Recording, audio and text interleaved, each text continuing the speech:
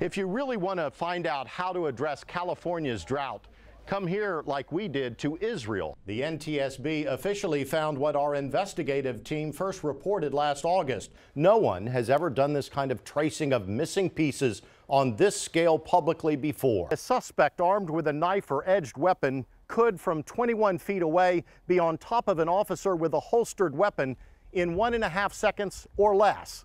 Barely enough time for that officer to draw and fire. I'm already going. He made a phone call during the pursuit, said he wanted to kill himself by cop. Sergeant Steve Darden has worked Vallejo streets for 23 years now. For someone to think that as a police officer, I get up every day and want to come in and kill someone, they're absolutely nuts.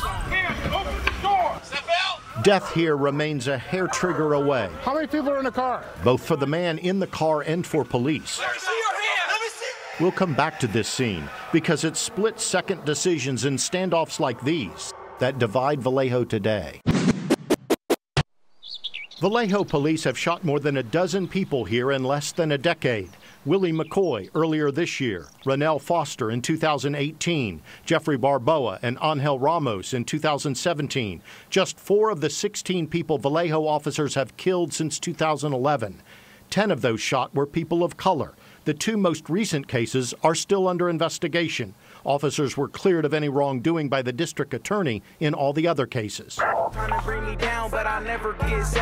In February, police shot 20-year-old rap artist McCoy to death after he fell asleep in his car at a Taco Bell drive-thru with a gun in his lap. One of the officers saying, you know, there's no clip in the gun. Magazine's half out, so he's only got 1 shot if he shoots. David Harrison, Willie's cousin, watched police body cam footage of the incident. And the other officer looks at him and says, well, if he moves, you know what to do. If he reaches for it, yep. Willie reaches up and scratches his arm. He sleeps still. He's moving. He's not up yet. And then when he goes down,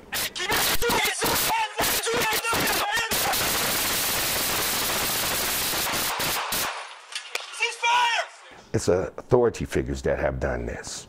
What do? I'm tired of yelling about black bodies in the streets.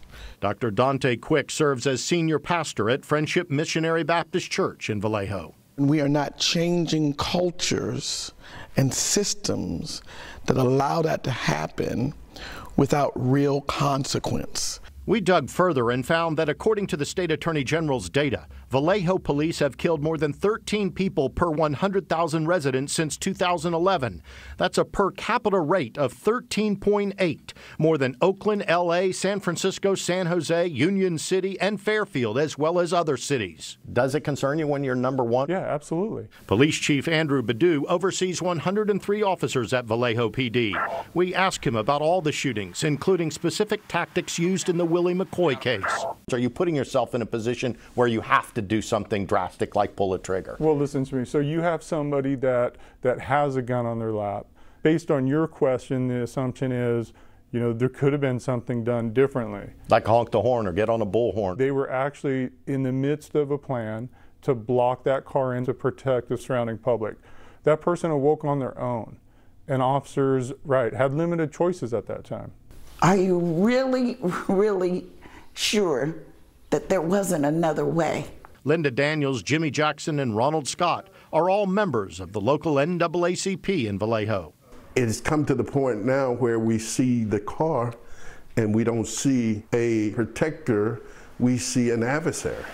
They see these killings as the result of deeply rooted problems that currently exist in Vallejo, a city forced into bankruptcy during the recession of 2008 that prompted city leaders to cut its police force in half, something the city has yet to fully recover from. Are there things you can do better, more diversity, more training, in order to reduce the number of these shootings? Certainly, we should strive to do better every single day, but we're only focused on a police problem. We're not considering that there's a community problem. Why is our crime rate so high?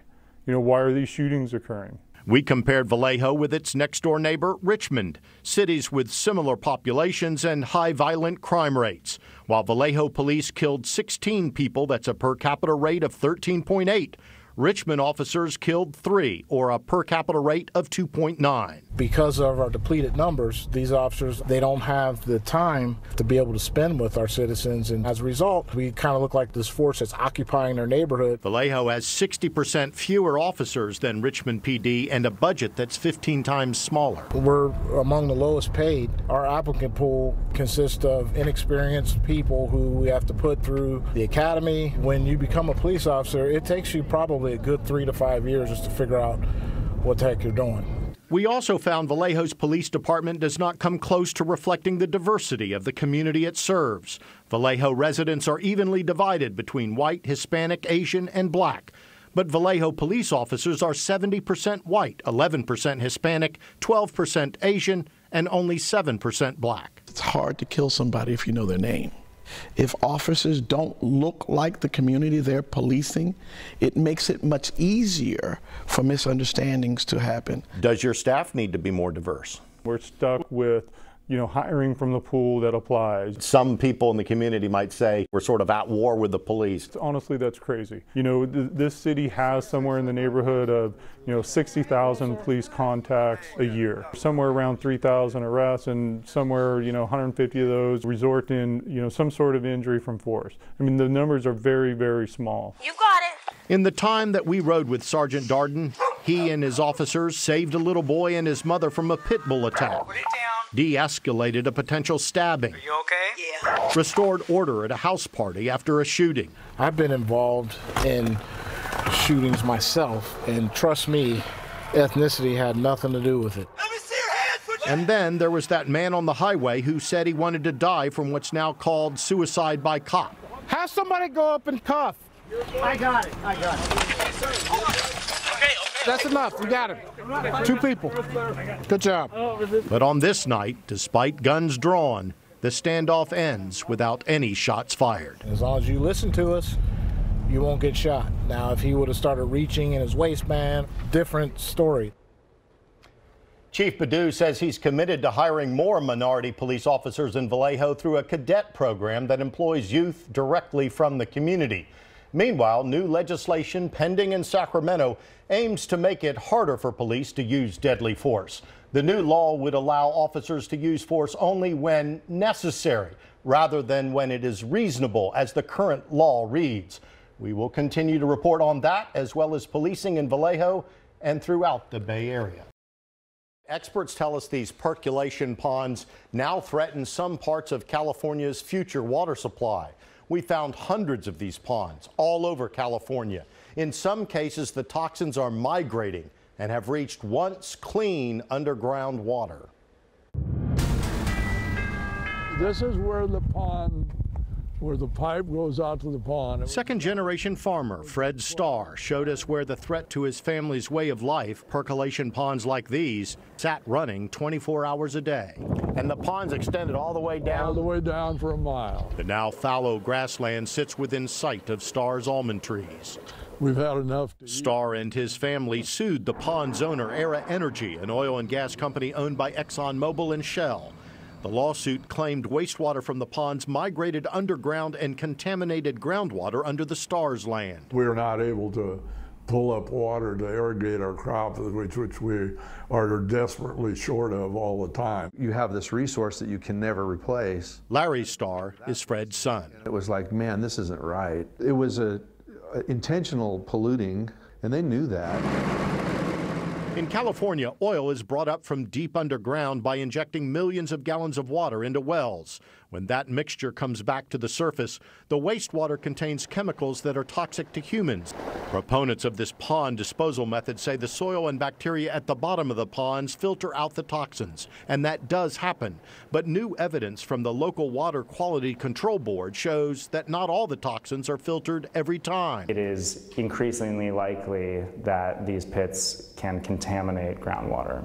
Seth Shonkoff is executive director at PSE Healthy Energy and visiting scholar at UC Berkeley's Department of Environmental Science, Policy and Management.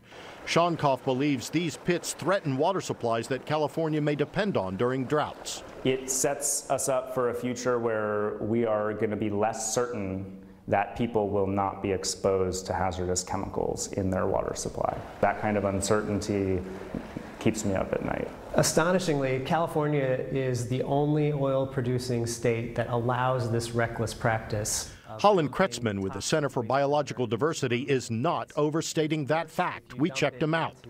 No other oil-producing state, not Texas, not North Dakota, not Montana, allows open percolation ponds like these. Those states get rid of their oil wastewater in different ways. It's very concerning that the contamination is spreading underground to groundwater, and we don't know the true extent of that contamination. Take these ponds as one example of what can happen. They are the McKittrick ponds in the Central Valley, at their peak dumping up to 4.8 million gallons of wastewater here every day.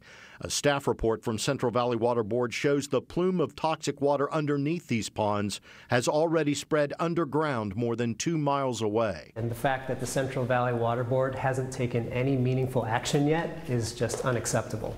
This is an inexcusable practice, and there's no reason why we should let it continue. I mean, to be totally honest, the regulatory agencies were a bit behind the curve. Patrick Palupa is incoming executive officer at Central Valley's Regional Water Quality Control Board. Is there a risk to groundwater from these ponds? I think we wouldn't be having this conversation if there wasn't a risk. The Water Board oversees many of the more than 1,000 active percolation ponds located throughout the state. Some scientists say in some instances where there was good quality water, it's too late. I think it's really tough to remediate groundwater once it's impacted. You would concede there may be some instances where that's happened? Absolutely. I think there may be some instances. I don't think that's the majority of the cases out there. Would I have liked to see more action on this earlier? Certainly. Because of that, Palupa says his board is now taking action. I think we're adopting a robust regulatory program right now to make sure that those ponds are regulated. Palupa points out that in some cases the groundwater below the ponds is of such poor quality to begin with, it doesn't matter what goes down through the ground. But the Starr family says they used to have good clean water under their land. I really do blame our regional water board for a lot of it, because they had the power to shut it down, they had the power to stop it, and they didn't do any of that. Era Energy sent us a statement that reads in part, quote, after years of litigation and 3 jury trials, there was never a finding linking Era's operations to damage to tree crops or harmed drinking water resources. But the jury's verdict from the first trial contradicts that, concluding that the oil wastewater did in fact pollute the Starr's groundwater. After 13 years of appeals, the Starrs ended up settling for an undisclosed amount of money. Do you feel vindicated? Not at all. There's no way you're vindicated. They say they're not vindicated because the groundwater under their land is lost, polluted forever, and unusable. Because of that, the Starrs feel as if they lost much more than they won. There's a pond that's still out there. It's not even a mile off of our property that's still polluting as we sit here today. Now the Starrs now have to bring their water in from other sources outside their land to water their crops. Another oil company we spoke to told us they reuse much of their wastewater for oil recovery and that they inject much of that waste deep into the ground so that it does not contaminate any water supply. Although that method is much more costly, and that's what it's all about, money. It's real cheap to just dump it in the ground. When the state accepted $3.5 billion from the feds for this project, it came with a catch. High-speed rail must make significant progress by December 2022, or the feds could withhold future transportation dollars from California. Governor Newsom wants to focus on completing construction in the Central Valley of high-speed rail, but we found out that the numbers show they might not be able to do even that and still meet that federal deadline.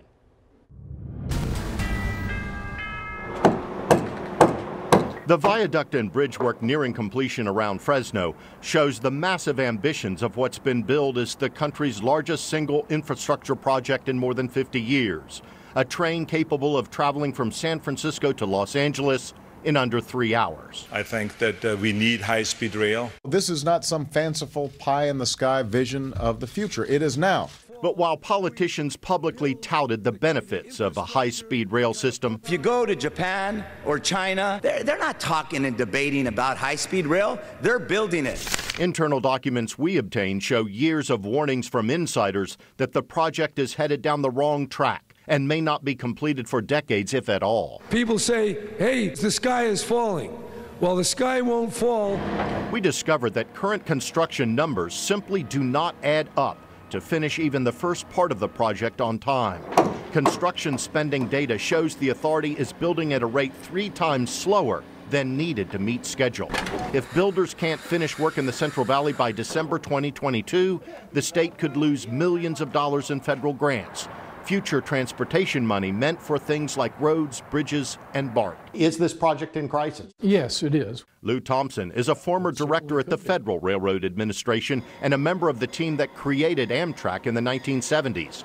He now serves on an independent peer review group overseeing California's high-speed rail project for the governor and the legislature. Truth is that the pace of construction really will have to pick up rapidly if in fact it's going to be finished before the 2022 deadline that now has been set. Thompson believes the only way the project can continue as designed is for the state to raise more taxes and drastically increase construction and pace. You could even have a soda tax. 2% soda tax would probably fill the gap. Other internal documents show that the private company overseeing the project, WSP USA Inc., has failed to deliver its contractual obligations. While WSP has received tens of millions of dollars to keep the project on track, the gap between what WSP has been paid as part of the work plan and the work that they actually finished is growing dramatically, a gap that now stands at nearly $100 million, a failure rate, according to internal documents, of 30%. Performance this internal email called, quote, dismal. We need to get those behind us. At a meeting earlier this month, WSP Chief Program Officer Roy Hill acknowledged that his team is more than a year behind schedule, but he says they are working to close the gap. But the feds aren't convinced. In this February letter, the FRA determined that high-speed rail is unable to, quote, expend funds at a pace necessary to complete the project according to its schedule. We will finish the projects. I'm confident. Joe Hedges serves as the state's chief operating officer at High Speed Rail. Hedges blames most of the construction delays on obstacles like weather, utilities, and endangered species living along the rail line. We're starting to remove all the issues, clearing the alignment. Project by project, you're going to see construction coming back up. How can you convince the taxpayers of California you're going to do what you're going to do when you haven't done that so far? Again, I can't speak to yesterday. I can only speak to today and to tomorrow, all right? And that is exactly what we're doing. But what will we see in 2022, December 2022? You're going to see the infrastructure complete with plain rail on top of that. Infrastructure in place? It's plain, what we call plain rail, simple rail, that is basically is capable of running a train on it. Not a high-speed train? No, probably not. Now, Hedges does say he hopes to have a high-speed train on some of those tracks by 2030, but of course that's way past the deadline. That also raises questions about whether that would violate the terms of Prop 1A, the $10 billion bond measure approved by voters back in 2008. In just 2 days, on Wednesday, this Wednesday, the High Speed Rail Authority is scheduled to deliver an update to the state legislature detailing all these problems with the projects. Our sources have given us an early look at parts of that report, which outlines a new vision and new plan for the project that appears to focus, for the time being anyway, and for the most part, only on the Central Valley, from Bakersfield to Merced, meaning Silicon Valley and LA, at least they're out of the picture for now.